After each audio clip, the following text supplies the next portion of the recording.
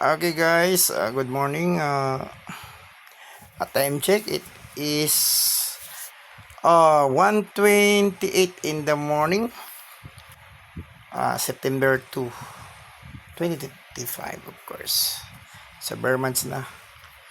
So when it is bare months, so dulang December, so dulang celebration sa Christmas.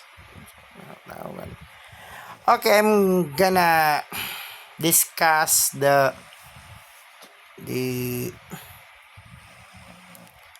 dilemma that we have today. We Filipino people, we are always complaining why we have a corrupt government. But we do not know who's to blame.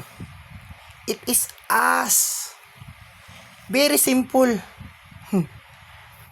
Who chose these people in the government? It is the Filipino people.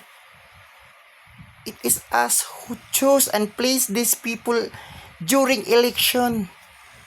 Now, we keep on complaining why we have these people corrupt. Kasi may stupid karon. Sino ba ang tanga ngayon? We itself, we should blame ourselves. Diba? Now, it is our culture in the Philippines that we select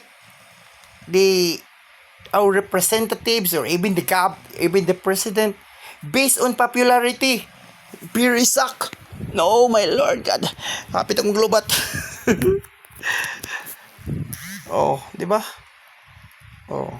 For example, very popular.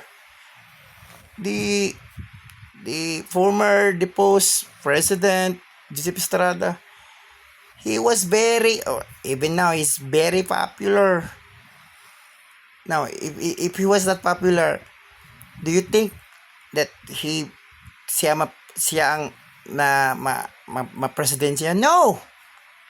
Because of his popularity in the masses, in the people of sa atin, he became the president.